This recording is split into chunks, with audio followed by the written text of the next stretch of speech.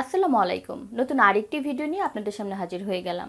আজ তৈরি করে দেখাবো আইসিং সুগার। অনেক রেসিপিতে আইসিং সুগারের কথা বলা থাকে, কিন্তু আমরা জানি না এটা কিভাবে তৈরি করতে হয়। আমরা অনেক দাম দিয়ে বাজার থেকে কিনে আনি, আর এটার নাম শুনলে মনে হয় না জানে কে, মনে হয় কষ্টের ব্যাপার। আসলে কিছুই না। আইসিং সুগারটা বিশেষ করে বেকারি আইটেমে ব্যবহার করা হয়, যেমন কেক, বিস্কিট, কেকের যে ক্রিমটা আমরা তৈরি করি সেটাতেও ব্যবহার করা হয়। বিভিন্ন রেসিপিতে আপনারা দেখে থাকবেন। এখন আমি রেসিপিতে চলে যাই। এখানে মেজারমেন্ট কাপের 1 কাপ নর্মাল চিনি নিয়েছি, যেটা আমরা সচরাচর ঘরে খাই সেটাই। দিয়ে দিব 1 টেবিল চামচ পরিমাণ কর্নফ্লাওয়ার দিয়ে দিব। এখন ঢাকনাটা লাগিয়ে দিব। ভালো করে পিষে নিতে হবে। এই দুটো জিনিসই মিক্স করে ভালো করে যদি আমরা পাউডার করে নিই, সেটাই হয়ে যাবে আইসিং সুগার। এখন আমি ভালো করে পিষে নিচ্ছি।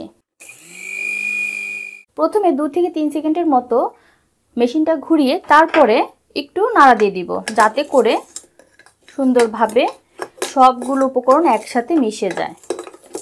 ভালো করে পাউডার করে নিতে হবে। যদি দেখেন আপনার মেশিনে ভালো করে পাউডার হচ্ছে না, তাহলে চেলে নিতে হবে, অথবা পাটা পিষেও নিতে পারেন। ভালো করে পাউডার হয়ে গেছে। এখন আমি দেখিয়ে দিচ্ছি কেমন হয়েছে। সুন্দরভাবে পাউডার হয়ে গেছে। এটা একদমই চালা লাগবে না, আপনাদের দরকার হলে চেলে নেবেন। এটা যদি আমরা এয়ারটাইট কোনো বক্সে ঢুকিয়ে বাইরেও রেখে দিই তবুও ভালো থাকবে। এছাড়া নর্মাল ফ্রিজে রেখে দিলেও 4 থেকে 5 মাস ভালো থাকবে। এছাড়া রেসিপির আগে বানিয়ে নিলেও পারেন। আর আমরা শুধু যদি চিনিটাকে ব্লেন্ড করি, মানে গ্রাইন্ডারে পিষে নেই, শুধু পাউডার হবে, সেটা অনেক সময় দেখা যায় কি বয়মে যদি আমরা রেখে দিই তাহলে সেটা জমাট বেঁধে যায়, মানে চাকা চাকা হয়ে যায়। কিন্তু কর্নফ্লাওয়ারটা দেওয়ার কারণে এটা ঝরঝরাই থাকবে। আর এটার যে মেজারমেন্টটা হবে, মেজারমেন্ট কাপের 1 কাপ পরিমাণ চিনির সাথে 1 টেবিল চামচ পরিমাণ কর্নফ্লাওয়ার। আমি অল্প করে দেখালাম। এর চেয়ে যদি বেশি করতে চান সেই হিসাবে পরিমাপটা বাড়িয়ে নেবেন। 2 কাপের সাথে 2 টেবিল চামচ সেই হিসাবে করে রেখে দিতে পারেন।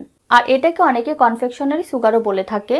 তাহলে দর্শক, এই ছিল আজকে আমার আইসিং সুগারের রেসিপিটি ভালো লাগলে এভাবে করে বাসায় বানিয়ে রাখতে পারেন। ভালো লাগলে অবশ্যই একটা লাইক দিবেন, শেয়ার করবেন এবং আমার চ্যানেলকে সাবস্ক্রাইব করবেন। সবাই ভালো থাকবেন। আল্লাহ হাফেজ।